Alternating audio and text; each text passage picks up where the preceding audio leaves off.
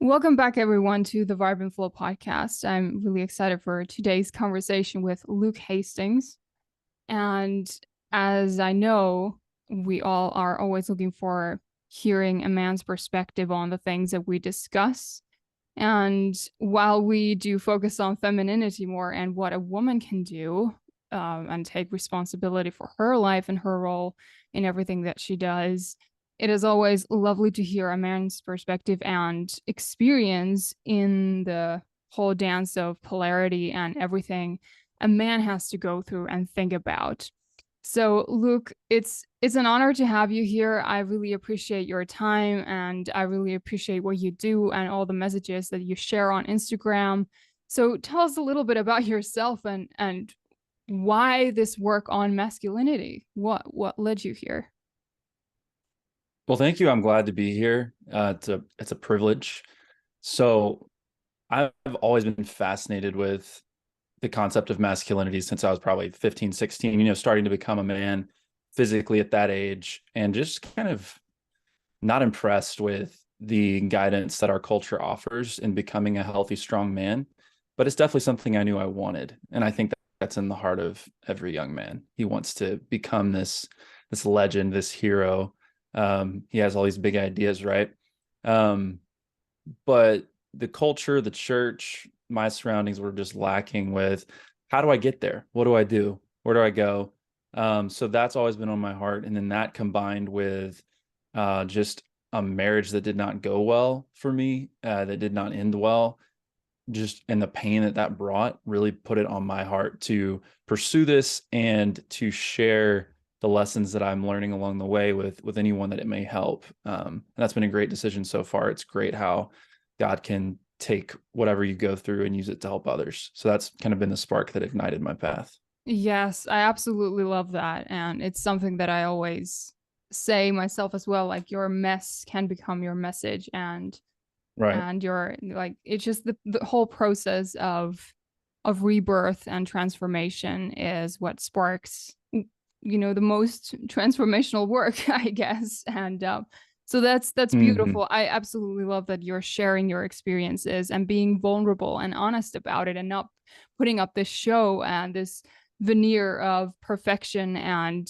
having it all together and always having it all together, so that's really No. really valuable. And I feel like men also, because we women, we need that. And so men also need that. We need to see examples of people who have learned from their mistakes, have learned from the experience of disconnection, whether it is with your own sense of self, with God, with other people, and in Hmm. this case, your masculinity. And for me, it Hmm. was obviously my femininity, which I was completely disconnected from and created a lot of suffering as a result.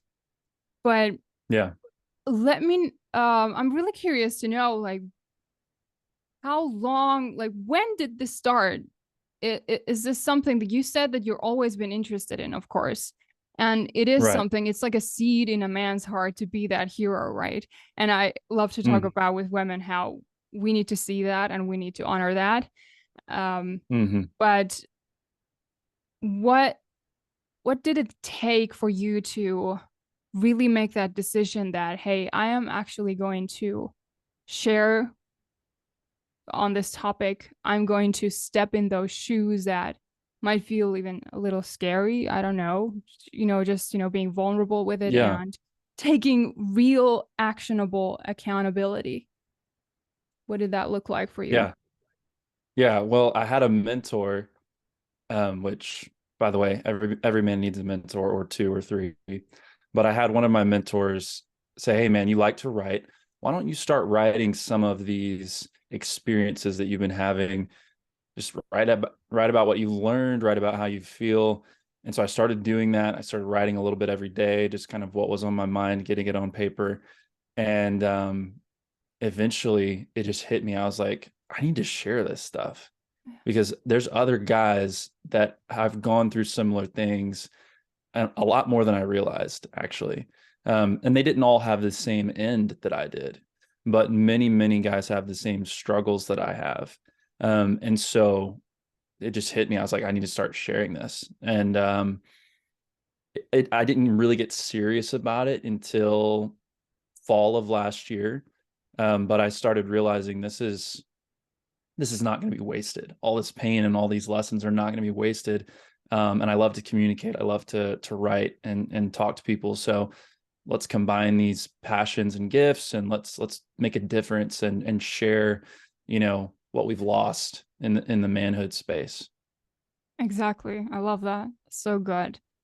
It's something that I really want to see more people do.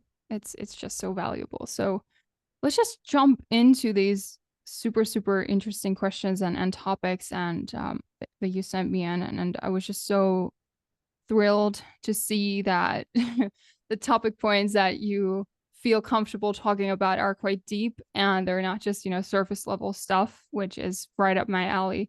So why are men tempted to lose their masculinity, especially when it comes to a long-term Yeah, relationship, but just in general in today's society? right. Yeah. Well, it's a tale as old as time. So the first temptation to abnegate masculinity happened in the Garden of Eden when Eve was being tempted by the tempter Satan. He was obviously trying to get her to throw the course of humanity off, right? And eat the forbidden fruit. And Adam's role, the man's role, he chose the path of complacence, apathy, and abnegation.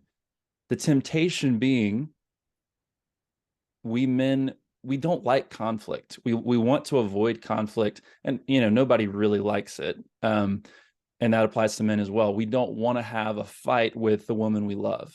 We don't want to cause problems, right? The feminine brings a whole host of emotion into the relationship, positive, negative, happy, sad, and we don't know how to deal with that, and that doesn't fit in our bucket. So for us to create a potential conflict with this woman is counterintuitive out of the gate. It seems like self-destructing. Like, why would I create more emotion when this relationship already has so much and I don't even know how to process it, right? That's kind of the base level of man. And so, we can make some assumptions. Hey, like, why did Adam allow the tempter, who's clearly going against what God instructed, to talk to his woman, not interfere, watch her eat the fruit and then take some for himself? It's a tale as old as time. We are tempted to lose our masculine role, and thus with it we start losing our masculine drive and our masculine frame, and the very things that made her attracted to us in the first place we start to lose because we don't want to deal with the smoke. Once we land that long-term relationship, once she's with us, we're saying, oh great, I can finally relax. I don't have to be the hero. I don't have to be the tough guy anymore. I can just kind of chill now that I've got this long-term relationship. And so then when she brings stuff up, or when things come into the relationship that we really ought to take a stand on, we just say, hey, I'm just gonna let it slide. And with that starts to slide our masculinity. With it starts to slide what she was attracted to us for in the first place. Right. Exactly. So essentially what you're talking about is being passive and Yes. not taking a stand to avoid conflict. And Yes. it is so interesting how that plays in the dynamics of polarity, because like conflict is a really difficult one for women as well. And I know that now, having talked to different men as well about conflict, how that is such a crucial point, that in your becoming a man and really owning your manhood, conflict is one of the key aspects that you need to embrace. And for women, what it does is something different, but the repercussions are still equally destructive when women Hmm. are also Well, tell me more avoiding about that. conflict. Tell I'm me more more about that. about Like, how does the women's side of conflict, how mhm. is that important for you to engage in? So, of course, I can only speak from my experience, but and also the Sure. women that I've talked to. But so many of us, especially like in my audience, what really is the common denominator is a tendency to be very perfectionistic, tendency to be try to go by the book and follow the rules Mhm. and be the good girl. Yeah. And never make mistakes because we're afraid of that. And we're afraid of the conflict of not being perfect in some way. Right. Because that's also, I'm not going into that in depth right now, but the way girls are raised, there is something to that as well, how that plays into the whole thing. I cannot be wrong. I cannot have feelings of anger. Or Mm. if I Hmm. do, then I'm, it's just a whole host of emotional mess. But Mm. for my ladies, I know that the conflict piece is so sticky that you Hmm. would rather endure all kinds of inner turmoil and just, stuff it inside until it boils over. And then comes the feminine chaos that ensues and follows. And then, of course, like a man is like, well, okay, I don't know how to deal with this. Sure. um, so there's a Fair lot enough. of responsibility that a woman has to take on her part when it comes Mm. to that. So I guess it is that the way it goes is that when I have the tendency, like I feel the conflict approaching, so to speak, and it Yeah. makes me shy back, it makes me like suppress, essentially, repress everything I'm feeling, put it aside until Hmm. it boils over because it does. And our biology sort of, well, either It'll you, reflect that. yeah, exactly, exactly. And either you create chronic ailments as a result for suppressing for years on end, as was my case, or Mm. you just cannot hold yourself. There is no container, and then comes the chaos. But Hmm. yeah, there's a lot to that. But it's so important that we talk about conflict. What was your Hmm. experience in embracing conflict? What did it feel like at first? Because I can just imagine how our ego just goes on high alert, like no, don't. Or what was it like for you? Yeah, it was kind of a cycle for me. In my pursuit of manhood, it was all about kind of achievements. Right. So on paper, I was doing well. I had a good job. I was leading things in the church. I was into fitness, and then I got married young. So all of those kind of traditional boxes were checked, and I was doing well in a sense. So I thought I'd kind of made it, and that I just needed to kind of maintain that level of achievement and masculinity. And then in the marriage, I embraced conflict pretty quickly. Um, and my wife, she did jump into that frame, and we were able to handle things in a somewhat healthy way, I think, for the first couple of years, until there came this kind of, I think it was kind of a coming of age season for her where she started realizing, hey, the way I was raised is not necessarily who I want to identify as anymore. And who I want to become is different than who I was. And so, and that's kind of another topic, that whole coming of age and being grounded in who you are. But needless to say, that caused a lot more conflict. Um, and it was so explosive and so damaging that I began to retreat step by step.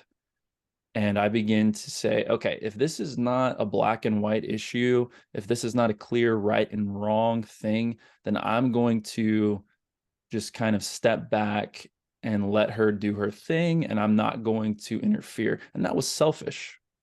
And it was the same reason, um, that all men abnegate, is selfishness. We don't want to get our hands dirty or be a part of the emotional, whirlwind that the feminine can be at times. Um, when sometimes, she needs us to be a part, right?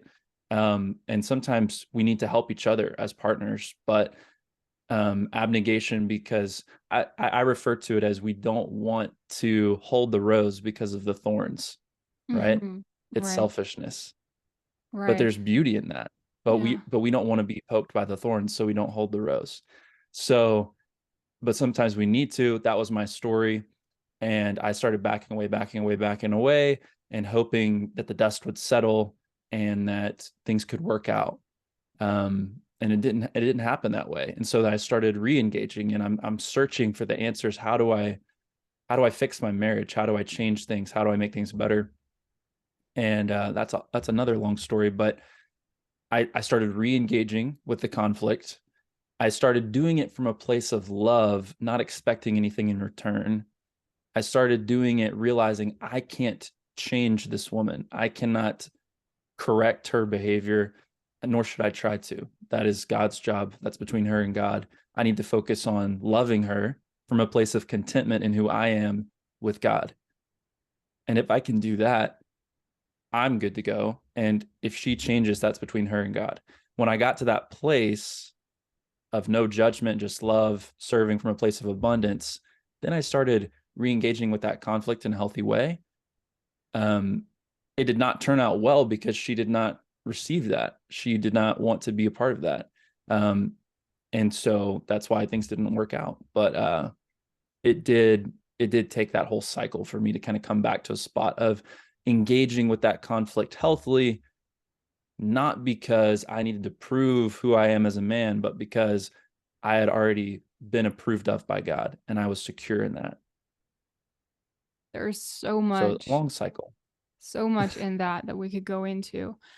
What first just struck me is that in our today's culture, the whole narrative of a man or the story or the idea of a man um sort of backing away and Mm, we term it like giving space or whatever when you're, let's say, in this story, it's a woman who is going through things. So mm, in our culture, it's like it's deemed as a good thing that you don't go in there and you don't sort of extend your masculine authority over that situation at all. So that I feel like that mm-hmm. is the acceptable route in our cultural narrative. That if you are a Yes. man and you're like, she can do whatever she wants, like I'm just, I won't engage.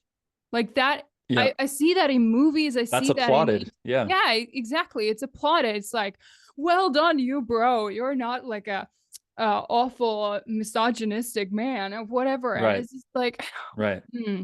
So that is why I thought what you just shared is so important, because you found in the midst of that turmoil and that mess and the process that you went through, that it's actually not the way to approach the whole conflict situation. And Mm-hmm. what you also shared light on that my ladies can appreciate here is that we as the feminine, we need to be receptive for the whole dynamic to then come into full fruition and for it Right. to find harmony and balance and coherence again. So I think that that's a really valuable lesson that you went through. And I hope that my listeners can understand that we both, the man and a woman, we need to, share, of course, share responsibilities, but we have our own personal responsibilities for the feminine and the masculine that you cannot put on anyone else. Mm. It's very true. Yeah. It's all about knowing what is my job and what is their job. Mm, Don't try to do their job. Your yeah. job is to speak, their job is to understand. You cannot make them understand. You can only do what you can do, you Mm, know? And if you take that mindset, it always works out better anyway. yes, exactly. And for Yeah. women, it is like that part, like don't do what is not your job, is a tough one, because I Right. also speak a lot about controlling and how one of the things, the key issues with being a woman today, I guess, and always it, goes back to Eve as well, is the tendency to control and try to control the situation and try to grasp, Mhm. hold, grip, and manipulate whatever it is. It can be subtle, it can be overt, but it is still there and it causes a lot of tension. It feels awful and it never creates the result that you're looking for. And it plays out in Mm. every area of our lives, from our relationships to work, whatever it is. So, yeah, we need to remember that we cannot do what our man is there to do. We cannot control him. What is your take on that? An experience with a woman trying to perhaps control a situation? I think everybody likes to control the situation at some point. Everybody likes to call the shots, but not everybody wants to take the shots. I An example I like to talk about is from my childhood. I have 5 little siblings, and we are watching Saturday morning cartoons, right? So we're all on the couch together, and I'm the oldest, so I have the remote. So I'm changing the channels. They would all complain and they would say, "Oh, change it. Something else is on. We want to watch this instead." And I would have to deal with their complaints because in that moment, they wanted to be in control, right? Everybody wants to be in control when we're trying to pick what we're doing. It's fine. It's human. I don't think it's uniquely feminine or uniquely masculine, right? The masculine, it's his job to make decisions for the couple and to lead the couple when there needs to be a joint decision made, right? But in those moments, both of them want to make the decision. That's natural. That's fine. When my siblings did not want to make the decision, they did not want to have the remote. Whenever the parents would walk in, my mom and dad would walk in and say, "Hey, what is this? What are you watching? Turn it off." And then they don't want the remote anymore. They don't want to make the decision anymore, right? And that's because we want to call the shots, but we don't want to take the shots. Yeah. And so I think whenever there's two people, masculine, feminine, it really doesn't matter, that are both engaging in a decision.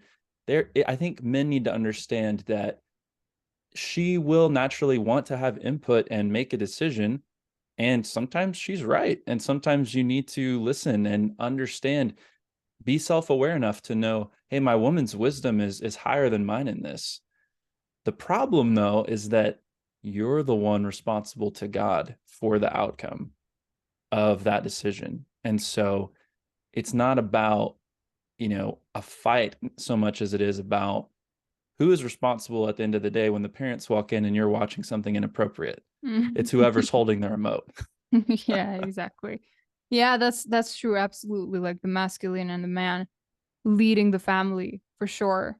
And control, as you said, is a very human trait and human tendency. The way I feel that controlling, or the tendency to control, is uniquely feminine in the way that it is a underlying conditioning that saps out our energy and keeps us completely cut off from our actual femininity in a way, because Mm, feminine is receptive. But if you are in a mm, contracted, closed off mm-hmm. state, which is a state of, I need to figure this out, I need to Yes. grip, and I need to hold, and I need to, try to make this work my way. Mm-hmm. That kind of state is non-conducive to the flow that we Right. ultimately, I find, women thrive when we experience the flow. Hence my Yes. podcast being the Vibrant Flow. Um, Yes. so I yeah. see it as this picture, right? If you're trying to control, it's this. But when you release control, it's this, and now you can receive. You can't receive like this. You Mm-hmm. can only receive like this, right? Exactly. exactly. And it was It's really all about those interesting. roles. Yeah, so true. It was actually, I interviewed a Dominic who is who does like this kung fu thing, and in those principles he explained to me is that when you are relaxed, like when your body is relaxed, you can sense the opponent more. Now that is a different situation, but the point here is that when you are relaxed and open, you receive information that opens the sphere completely wide open. Yeah. But Yeah. when you are tensing, you don't feel, when in that situation, when the opponent is about to, for example, kick you. Yes. So it, This it is was a why women say masculine men can't take a hint very well. This is why she said, "Oh, he can't take a hint or he's so dense." Yeah, it's because we're always like tense and focused. And so we cannot sense hints or sometimes a lot of things. We're very one-track minded. So to your right. point, it's exactly right. Mm. But of course, it's a beautiful thing also the way that men can be like single focused, because Right. you can pour all of your energy into that one task. What is your experience with Yes. like being, the whole aspect of being single focused? And do you have any examples of when a feminine has, not understood how that works for you? Yeah, it's tough because I think that is probably it's one of the biggest struggles for modern men is to be singularly focused where he is, right? We're, in our distracted age, we're very focused in little small segments here and there and everywhere. And as a man, I think my mistakes have been being focused on the wrong thing at the wrong time. Mm-hmm. Um, you know, I think there are times there's a stereotypical image of the man working hard late into the night and the woman doesn't understand or needs her to be with him. I think there are times where she needs to let him be focused on his thing, but there are also many more times where he is not fully engaging with work while he's at work and he's not fully engaging with home while he's at home. Mm-hmm. And I think that's the most damaging piece is whenever we are not owning being fully present where we're at.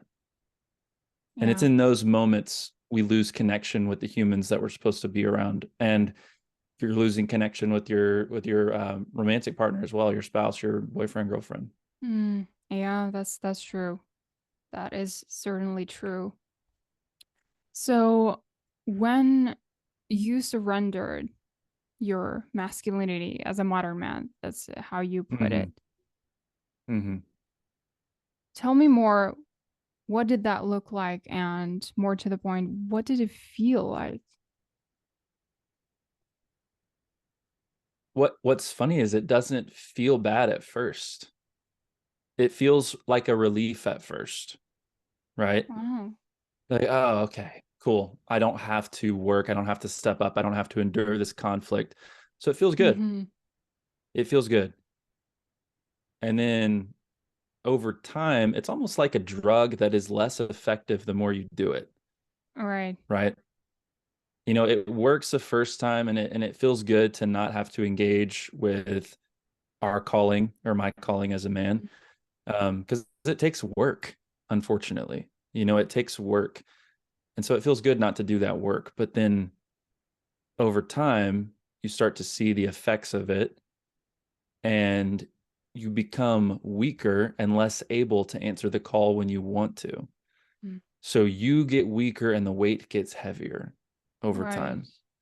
And that whenever you realize that, you're in trouble. When it's like, okay, not only do I know I need to engage with this, but I have relinquished so much that I barely have anything to hold on to. I liken it to within every man there is a lion and he locks the lion away in a cage because it just takes too much work to manage it.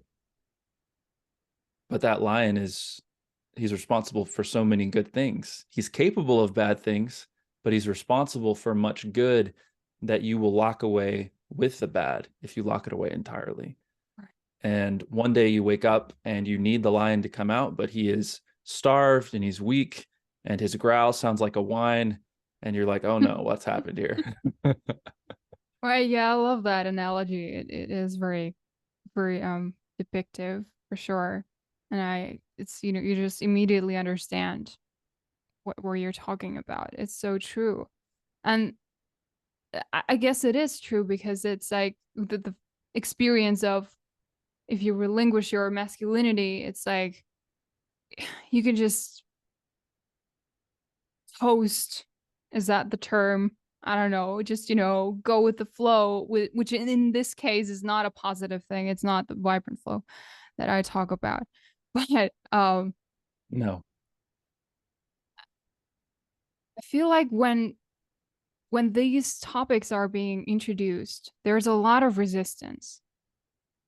Like people don't want to hear it, and then we get all these terms like toxic masculinity and whatnot are being thrown around. Or if someone like Jordan P. Peterson is saying that men need to take control of their lives so that they're not wasting their potential, and people are like,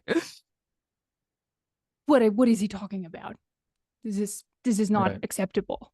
Men need to live their lives as they want, or whatever, live Yeah. free and do whatever you want. And what is your experience with that, with a whole resistance? If you talk about this with your guy friends, for example, what is the response that you usually get? Unfortunately, it is usually along the lines of our culture, which is to say, hey, you're starting to sound like Andrew Tate, man. Like you might need to calm down a little bit.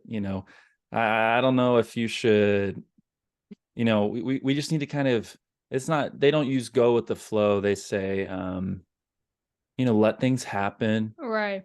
Mm-hmm. It is what it is. I Yeah, hate that one. exactly. It is what it is. Yeah, it will be if you live like that. Sure. Yeah, just if you want to sit back and let it be what it is, then absolutely it will. If you want life to happen to you, then sure, sit back and take the back seat. I will go on a rant about that. But yeah, men, I think, long story short, modern men have lost their vision for pursuing greatness. And if a man does not have a vision in his mind for pursuing greatness, then all of these things about stepping up, taking control, being aggressive, being assertive, they just sound scary. It's Right. like, oh no, we wouldn't want to do that. That might offend somebody. Yeah, it might, but it also is the only way for you to be who God has called you to be. Yeah. If you're not offending somebody, you're doing something wrong. You're not doing enough. You're not living into who he has called you to be if you're not offending Mm, somebody. There's too many exactly. people in the world to worry about not offending somebody. Yeah, that is All the so great so men in true. our time and the times past have been polarizing. That's so true. So true. Like I like to think that if no one is taking offense or no one is like raising an eyebrow, then you're probably not saying anything really of worth, of value. You Right. said that comfort is one of the modern man's greatest threats, and I guess that really ties into this whole phenomena and how our Yeah. modern culture is very much, at least in the West, it's driven by comfort. Yes. Right. Yes. It's unfortunately it's all connected, like you said, why do I retreat from my masculine calling? Because it's more comfortable to not engage with my masculine calling, and better yet, I can retreat from the the danger of that, and I can retreat to my cell phone, which has free dopamine on it that Mm-hmm. I can scroll for hours. And that's before you even get to pornography or anything truly Yeah. dangerous. I can just get free dopamine just watching random videos. Mm-hmm. I can, I've got Netflix, I've got sports. Sports is another big one. It's not quite the Coliseum where we're watching men kill each other, but it's not too far from that in that a lot of average guys They kind of numb themselves to their own pursuit of greatness by sitting on the recliner and living vicariously through another man on the screen. Mm, yeah. He's doing athletic feats that you could never do, but you feel like a winner and you feel like you've done something whenever he does something. And so it's these comfortable and video games as well. It's this idea of I'm getting this feeling of reward and conquest, like I've done something, like I've Mm. beat someone, which I'm designed to feel that, but I'm cheating myself. I'm getting it by pressing buttons and by looking at pixels on a screen, and I'm doing it from the comfort of my air conditioned home, right? So all these things have comfort, comfort, comfort. We're tricking our brains into thinking that we're doing something masculine by watching sports, playing video games, watching pornography. We're having all these masculine-esque fake experiences, all without the danger that ought to come with those, all without the real work that ought to come with those, and all with comfort, right? So why are we surprised when we feel the need to retreat from conflict, when Hmm. all day long we are engaging and indulging in comfort? Right. So you think that there is a clear link between that and the trouble and the issues that we have with relationships and with women or with like men with Absolutely. women. Yeah. Men are getting weaker, right? Women don't like weak men. Unfortunately, they like them, as pets, but not as leaders, not as romantic partners. Yeah. And it's we could talk about food as well. I'm sure for your listeners, diet is huge to maintain the right hormones, to help with the different cycles, right? But like it's huge for men too. We're eating Cheetos as we watch sports. We're eating Cheetos and ice cream and beer, and then we wonder why we don't want to go to the gym. Yeah, of course not. Your brain thinks that you've just ran the football down the field, and your belly thinks that you don't need to hunt for food. So why would you Yeah. want to go to the gym, right? Right. And then you have the audacity to wonder why your woman doesn't love you anymore. Yeah, buddy, well, it's because you're not the man that you were, Mm, quite simply. mm. Yeah, it's a tough pill to swallow, but a necessary one. Yeah. Yes. So going into the dance of the masculine and the feminine in partnership, you mentioned destigmatizing submission. I'd love to hear your take Yeah, on that no. because I love talking about submission and how it has certainly been bastardized as a term and it's just a Yes. way of living. So what is your take on submission and the way culture just gets it wrong? Yeah. Man, it has such a negative connotation.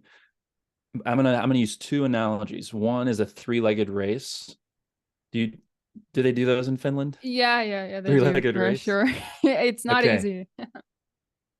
Right. So the three-legged race, and then I'll talk about ballet as well, which they both have some key notes on this. But in the three-legged race, it's a couple, right? It's two people, and one of their legs are tied together. Hmm. That is a great picture of a marriage. If we're in a three-legged race and my partner and I are running, we have to work together, right? But naturally, one of us will sink to the other one just a little bit. Yes, yeah, that is true. And if we're trying to pass somebody, if there's an obstacle in the way, we either have to go to the left or the right. We cannot go straight. We have to make a decision. And one of us, very closely connected, hip to hip, will simply feel the direction that the other wants to go, and we're going to submit to that. And nobody bats an eye. It's partnership, but that's because you don't see it, right? But that's always the way it works with two people. There's always going to be some submission and some relinquishment of decision making ability in that moment. And it just like me, if I the part of the story I didn't tell about the remote, if I gave the remote to my little brother and he puts on a bad show and we're all watching the bad show and my parents walk in, even though he's holding the remote, who gets in trouble? It's me, Mm-hmm. because I am the one responsible. Even though I gave the decision to him, I'm still responsible because that was my decision to give. So it's all fun and games until you stand before God, and you can't blame Adam, can't blame Eve. She took, yeah, she was the first one to eat the fruit. Sure. She gave it to, yeah, sure. But you were there and you had the decision and you did not own the decision, right? So that's, I think, the first part is it always happens, whether or not you see it. And God is holding the man responsible either way. So there's a burden that can be lifted off of the feminine to understand that for 99% of decisions that don't have a sin issue involved, there's no morality involved, you don't have to worry. You can trust that, like, you're not being held responsible, but the man has to bear that, right? So that's a trade that not everybody thinks about. And then the ballet piece is really interesting. I would have never thought about this unless I was in a ballet. I did partnering. Pas Wow. de deux. Pas de deux, I think, is what is the correct term. And it's perfect. It's perfect. When a man partners with the female lead in a ballet, his job is to provide structure for her to dance, right? I don't know how to dance in ballet. I have no idea. But I can dance with the feminine, and I can let her look beautiful, and I can let her shine, and I can lift her up, right? This is a perfect picture of a healthy relationship. I am leading her. I'm providing structure and stability. When she is doing, a cool trick, I have my hand out and I'm supporting her, and she can't do it without me. Right. But who's looking at me? Nobody. They're all looking at her. She is a reflection of the beauty in our relationship and of her own beauty, right? And nobody would ever know that I was leading her unless we were doing something wrong. If we're doing everything the right way, it just looks like a beautiful dance. But what they don't see is, as we're holding hands, as I'm holding her body, that she's taking the tiniest little cues from me and going this way and that way because there's trust, right? And Mm. that allows her to shine and allows her to dance and be more than she could be alone when she is submitting to my leadership, right? Right. Mm. That's what submission needs to look like. And I think nobody has that picture of submission in Mm-hmm. our culture. It's been turned into, I say this, you do that, very transactional, very like boss and employee kind of thing. It's not that at all. It's a partnership. And from the outside looking in, it should look seamless, like a Mm. king and a queen that are agreed on everything. Yeah, that's so true. I love that analogy. And dance has been it's actually interesting how dance in so many ways, not just ballet. I don't really know about ballet that much, but having interviewed some other women who are professional dancers, they often use that analogy to depict Really? the dynamics of a relationship. And it's so beautiful, isn't it? And I just wish our modern radical feminists would understand that, but I don't know, they may never will. They never they might not, but it is, our task to bring this picture to other people because the media, movies, even schooling from a very young age is about tearing the image apart and making it look awful. It's all about Yes. the woman being a victim, the man being just, something unspeakable. And it happens too often, and I see it like this conversation. I'm reminded of a moment at a lecture at my university, and I'm studying English there, and I'm graduating with my master's there. But literature, and we're talking on ethics, literature and ethics. And there was a story, I don't know if you're familiar with the story by Robert Frost. He's an American, was a writer and a poet almost 100 years ago, or more I than 100 recognize the years ago. name. Yeah. And he has this story of, like, it's a poet, it's in poetry form, where a couple is sort of going two ways. They're going through a conflict. They have lost a child, and I think, yeah, the baby somehow died very early, and the man had to bury the child beneath their house, or at their backyard or whatever. And they were grieving in two very different ways. The Mm. woman was feeling like the man was not capable of feeling the loss because he was so focused on keeping the structure together. He had to Yeah. bury the child. He had to, well, this is not what we talked about, but I was like, yeah, well, he probably had to think about their income and what they're still keeping bread on the table and all these things. Life must go on. Yeah, Yeah. life must go on. That was his way of coping with it.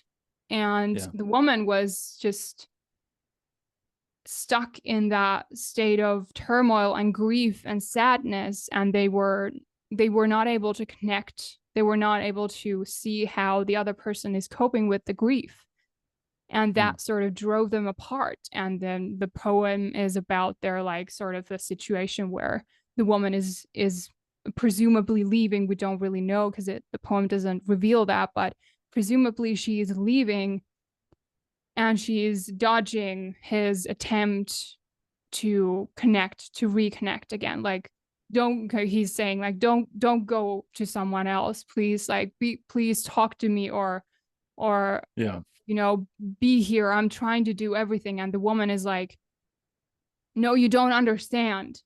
I watched you bury our child, and you were not, you didn't even shed a tear. How could you do that? And how could you just Mm. come back home and uh, put the ladle there, and or whatever, and bring the table back here, and bring the bread here, and just sit around and go on as if life just goes on, when Mm. part of us is lost. And yeah, Yeah. it was just a depiction of a very complicated situation in relationship dynamics. And what I Hmm. noticed in our class discussion, when we were discussing the complexity of that situation, and how do we, like, approach it as readers from an ethical point of view, the things that came up in the discussion were predominantly about the man's faults. They were predominantly about the man, even in some readers' point of view, being misogynistic, or not able, just dense, and Yeah. all these very accusing points of view, very much focused on what the man is not doing right. No one brought up Hmm. the fact that he probably is focused on keeping them fed, keeping them, with all their income stuff, and just keeping things running because it's his responsibility, especially in the Yes. 1920s. So Yes. just that example sort of illustrated to me how we've been programmed to see the fault in a man immediately, but we did not see, or I saw, I saw in that moment, and I talked about it with the people next to me. But what people talked about for the whole class was just about the man, but not the Hmm. way the woman was manipulating him emotionally, how she was shunning him, or she was not taking responsibility for the way she was showing up. There was a lot that we could discuss in the way the feminine in that dynamic was behaving, or Hmm. and was approaching it. But that's just an example of how I see it working. and how I see the dynamic in our society is that we have this lens, especially women. We've been brought up with this lens that filters out the role of the feminine and just hyper focuses on the faults of the masculine and put on this, all the toxic masculinity narratives. And Yeah. it's like we can't even see. We're blind to what is actually happening.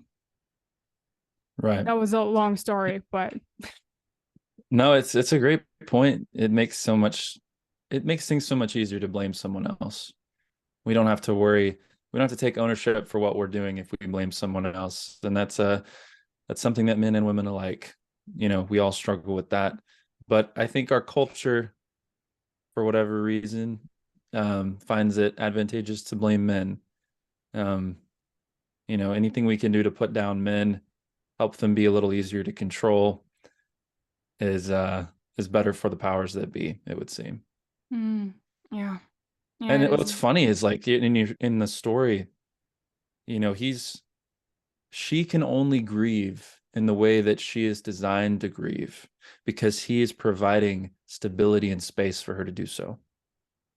Right? If he's not continuing to put food on the table, to keep their routines and rhythms going, to keep some sense of normalcy, right? She would not have that space to grieve, right? Mm. Yeah, good So point. yeah, I do want to talk about emotional issues for men at some point at length, but I'll suffice it to say this. The king should cry at his son's funeral, but if he needs to go to battle the next day, he can't cry at battle. Mm. He Right. can't. Like, do I think men should suppress emotions? Absolutely not. But he has to be where he's at. If he's at his son's funeral, absolutely he ought to cry. He ought to cry. If he can't cry at his own son's funeral, he's not a healthy man. But if Mm. he's crying about his son on the battlefield, he's not a good king. Right. And sometimes, while men should never suppress their emotions, we do have to understand how to control them. Right. So I'm Yeah. sure there are things that the man in your story could have done better, but at some level, he has to continue to provide stability for the family. Mm. And it sounds like that's been turned from a positive into a negative with the folks in your class. Mm-hmm. Yeah. Yeah, absolutely. And of course, the situation was very complex. Both of them were, could have done things differently. And that's the case in Sure. real life as well. Like Yes, we yes, always find ourselves in the situation where we could have done things very differently, but taking responsibility absolutely. for that is the key. Right. Yeah, So yeah. what do you mean by the double standard or of promiscuity for men and women? Yeah, so it's really funny. I'm sorry, it's not funny. I think it's funny. I think it's funny that culturally we get upset when inevitably a woman who sleeps around and has a high body count loses value. She becomes less valuable. There's not some magical number, I don't think, or anything like that. But if a woman is generally known as being easy to sleep with, she goes down in value. Can we agree on that? Mm-hmm. Okay. Yeah. People get upset about that. And they get upset because there appears to be a double standard. Because men who can sleep with multiple women, for some reason, are not seen by most as having lower value. I think godly women, women of morality, see the error in his ways and they say, hey, he shouldn't be doing that. And they don't want to be with him because he's not moral, but they don't necessarily see it as a sign of weakness per se. Whereas with a woman, it would be more of a sign of, hey, you need to get your act together. The reason why there's a double standard here is because of something that nobody talks about. and it's the complete other side of the coin. So the woman is shamed or seen as less valuable if she is available to any man. And that's because she is the gatekeeper for sexual interaction. She is the lock. So she has to guard herself, guard her body, and she is the gatekeeper. She is the doorway. She is the lock. And so a lock that any key can open is not a valuable lock, right? But a key that can open any lock is a valuable key. So whenever the man is a key that can open any lock, he becomes more valuable, but a lock that can be opened by any key becomes less valuable and less protective. And it would imply that what it is protecting is less valuable. But the other side of the coin is this: the man is the gatekeeper for emotional intimacy, right? So the other side of the coin is a man who is emotionally attached to women very easily. What do we call that? A simp. They call him a simp because he emotionally attaches to women super easily. He gets googly eyed. He has crushes. He gets puppy love super easily for women. His heart is running his life. He follows his heart. He's a lover boy. Women are not attracted to that. He's not seen as valuable because his emotions are running him. He's making himself emotionally available, right? Now, obviously, being sexually available has more actual consequences, unfortunately. But the other side of the coin still applies to men. The man is the emotional gatekeeper, right? You cannot have emotional intimacy in a relationship unless the man is there for it, right? Yeah. And she, the feminine, is the one that typically is seeking that more, typically, Yeah. right? So it goes both ways, but people don't understand the other side of it. And I think if people understood the other side of it, it would help them see, oh, it's not really, one has more consequences, unfortunately, but it's not necessarily better or worse. It's just like, hey, that's just your role. And if you don't play it well, then you're going to lose your value. Right, right. So in terms of how you package this for men, how do you help them see this and their role in this whole equation?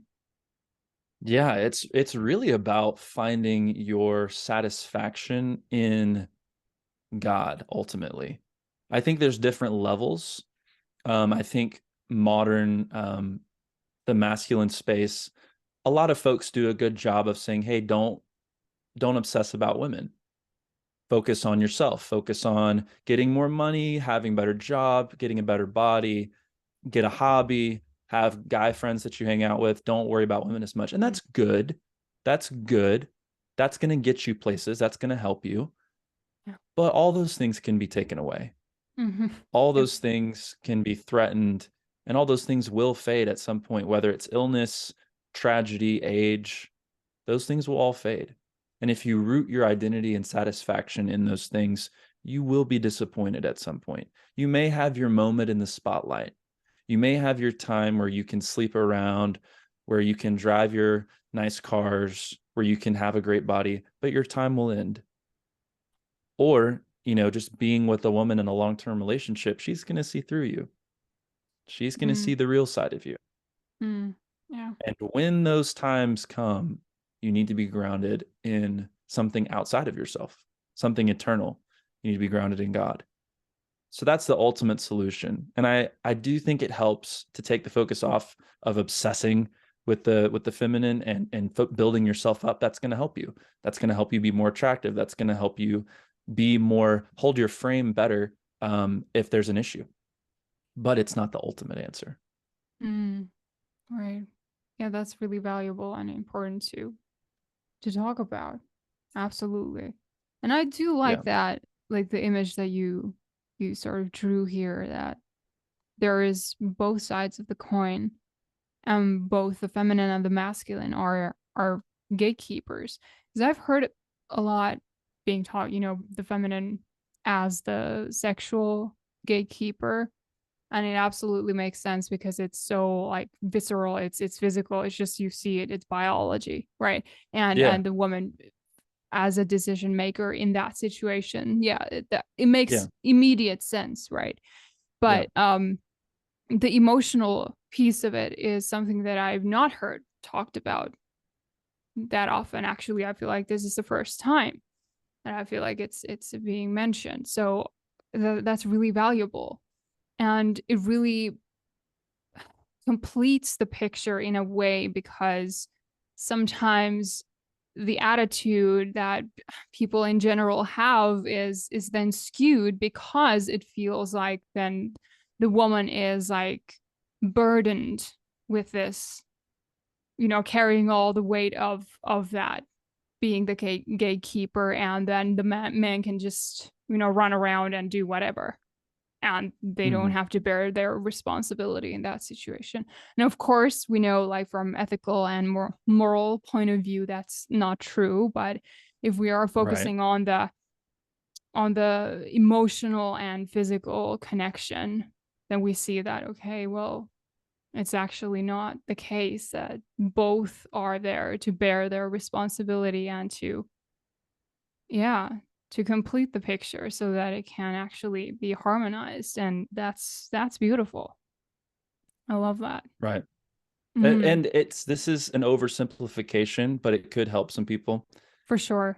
Yeah. She she should not open the gate, the sexual gate, right? She should not open that unless he has first opened the emotional gate, right?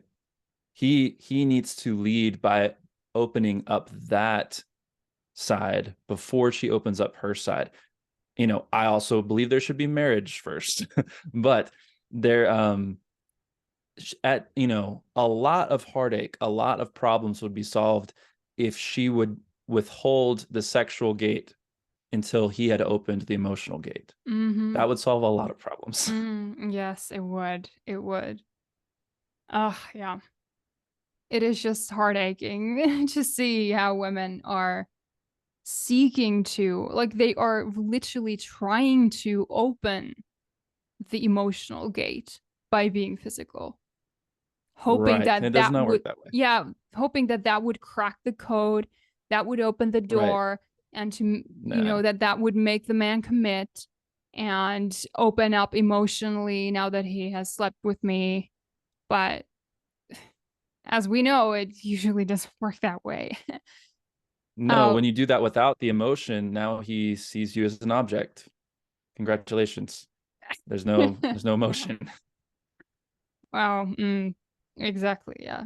Hard pills to swallow, but again, necessary. Yeah. Right. Yeah. So, what you say that a strong man doesn't want to push over a woman? What does that look like? What that means is if a man feels like he's arrived, he's going to get bored.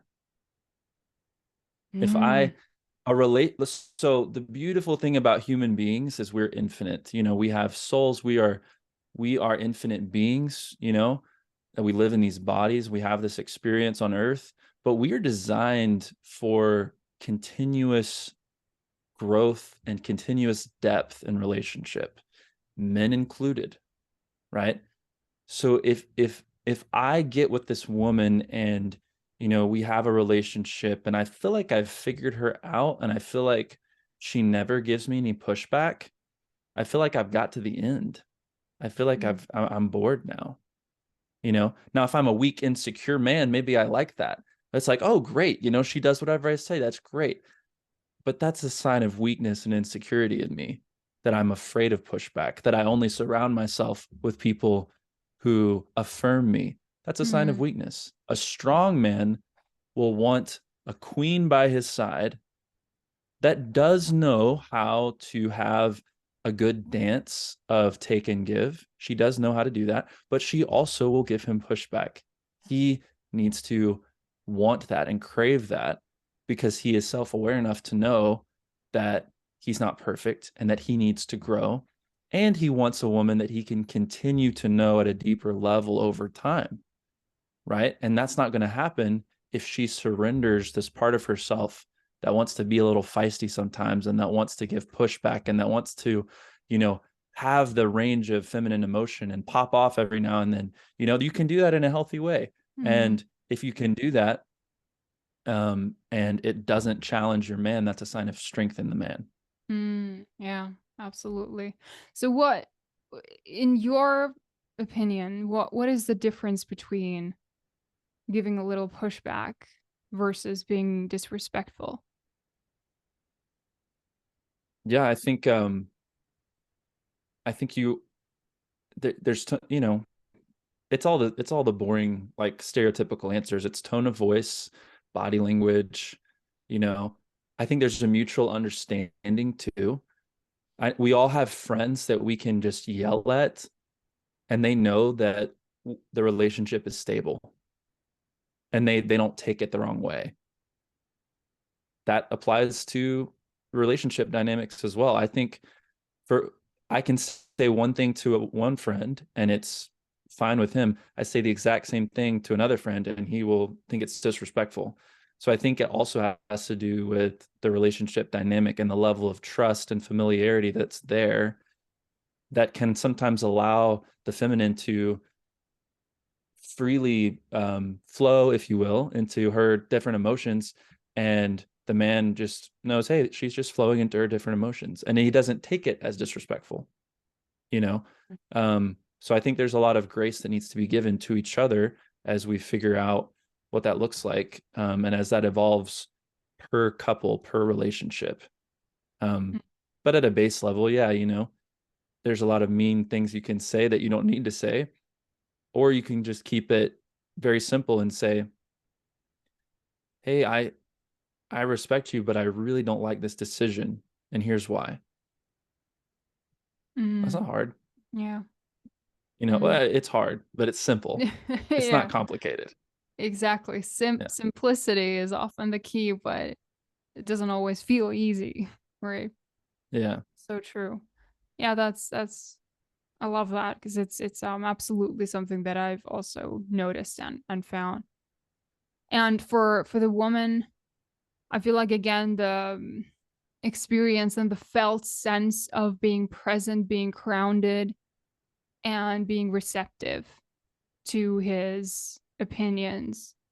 We talk about masculine penetration not in the visceral sexual sense, but as like a metaphor of how the woman, when she is actually able to receive that penetration, sometimes in the form of words, of opinions, of points of view, leadership, all of it, guidance, structure, whatever it is, that will affect her again, the way she shows up with her embodied self.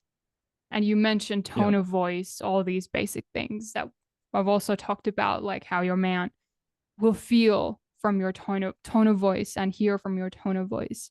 If you're coming from a place of, you know, wanting to or not wanting, but eventually emasculating him or being disrespectful, or if you are actually wanting to engage in a healthy dynamic of two adults coming together and exchanging opinions and points of view in a constructive way.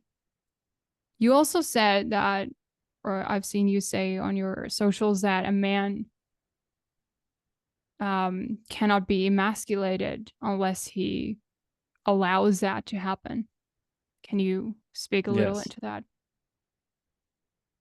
Yeah, it's as men we have to take ownership for what we allow to happen. If the minute a man says that my woman emasculates me, you're saying, okay, you are controlled by your woman then. Is that really the mindset you want to have? Is that a mindset that's going to serve you well in the relationship? That that anytime she says something that, you know, you feel emasculates you, that you just are helpless and you're emasculated? No. And that's going to lead you down the path of it's going to lead you down a path of helplessness and submission and saying like, oh yeah, if she is angry with me that day and she's disrespectful, then I just get emasculated. Well, no, that's a decision that you make. You only get emasculated if you decide to give it up. It's not something that you are just helplessly laying there frozen and she takes from you. It's something that you are, fill in the blank, too lazy, too afraid, too hurt, you know, too distracted, too busy. Fill in the blank. There's some reason why you don't want to engage and hold your frame and hold your masculinity. But yeah, go ahead and blame the women. I mean, that makes it easier for you to cope. But yeah, no, it's your fault. We have to own it. Mm, yeah. Again, personal responsibility and accountability there. Yeah, And for women, obviously, when I talk to women, we focus on what we can do and how we show up. And that's our job, right? Instead of blaming the man from our side, right. right? Yeah, Exactly. Before we wrap this up, what do you find attractive in a woman? I know my ladies always want to ask this, so I'm just gonna put it out there. sure. That is a big question with many answers. I think knowing who she is important at the core, and that's just a human thing. I think any relationship, if you want to enter into somebody with somebody that knows who they are and is grounded in truth, grounded in God, and that will be evident over the long term, getting to know them a little bit. So that's really big, and I think that's the most important thing. Um, Obviously, a sense of femininity is going to be key, right? A sense of um, the vibrancy, the dynamism, the flow. Sunny one day, cloudy the next, um, a little bit of challenge, a little bit of ferocity, a little bit of force is good. The masculine is the immovable object, the feminine is the unstoppable force. There's power in both, and the way they dance together is beautiful. You have to have that for a masculine man to be attracted. So that's key. I think I personally don't look for or think like a perfect body is essential. It's more about, is this woman taking care of her body? You Okay. know, and that will be evident somewhat in how she presents, but it doesn't mean that she's some supermodel or has certain proportions. That's not what it's about. Yeah. And I think that's what I would advise men to think about as well. Obviously, there's a lot of fake imagery and fake, body images out there that are just stupid to dwell on. And what's funny is a lot of those are natural, like they're genetic or they're surgical. So it's like she didn't do that. You want to find a woman that is taking care of herself actively, right? Not just that, oh, you were just born that way, and not, oh, you got some silicone to make you look that way, but you're taking care of yourself. So I could go on, but those are some good ones. Yeah, yeah, those are good ones. Absolutely. And I feel like the taking care of yourself is just it's a huge piece for the feminine because Mm, once we talk a lot about nourishment in the femininity space because we come from like restriction, that is the with diet culture, everything that's been ravaging female bodies for too mm, long. And mm-hmm. we often can see a woman online on social media who looks very fit but is actually a hot mess inside Yeah. hormonally with her fertility, out of whack, Yeah. her adrenals absolutely, so Yeah. it is something that once women, and I've noticed this, that once women commit to a path of nourishment and true care, like true physical care, mental care, spiritual care, emotional care, that will just amp up their radiance in a way that will speak on a whole nother level in terms of attraction to a So man. true. And so I love that you said that, because sometimes women think when they go into dating or they're looking, or they're open for love, and it sticks. It's so sticky. I'm still having these conversations with women who are dating, who feel very often that they need to have completely flat abs or whatever, and if they don't, they're not worthy. And it's Mm. so that narrative is still somewhere there, even though we hear a lot, Mm. against that, and we know with our logical mind, okay, I know that taking care of yourself and having actually internally healthy body is actually more worthy or more valuable, but it's still there. So what I would love to say to men is keep this in mind, because it's a really Yeah. tough thing for women sometimes. Yes.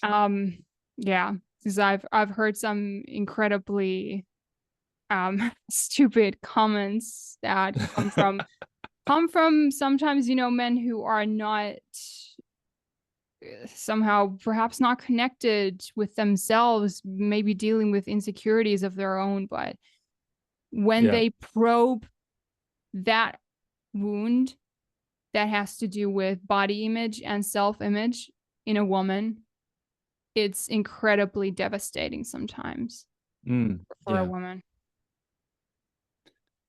Yep. Yeah. That's man, that's tough. Yeah. There's a lot there. Women are beautiful and they need to understand where that beauty comes from and how to let it out, how to let it shine. Know that it's there. And to your point, I love that word radiate. Mm. I think radiance is that's the mark of true beauty, because every woman is beautiful, but not every woman radiates that Mm. beautiful, that Yeah, beauty. yeah, that's true. So, and I think what the work you're doing is going to be so helpful, to and already is helpful to women that can radiate that.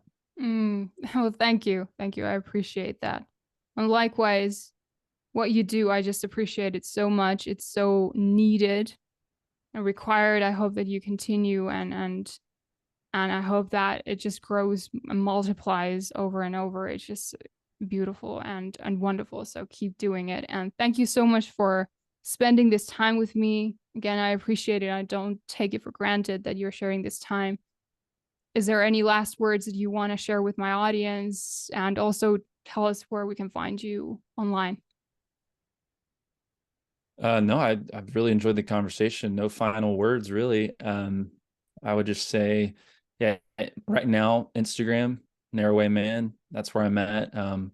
Also narrowwayman.com.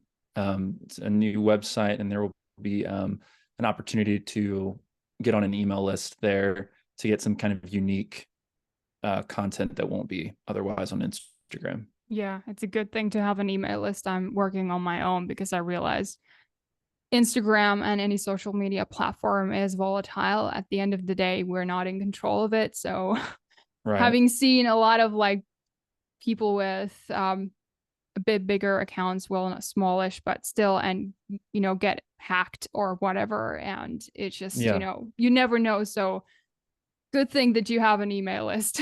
It's always worth it. All right, but hey, thank you so much. I hope that you have a wonderful week ahead, and I'll talk to you soon. Thank you so much.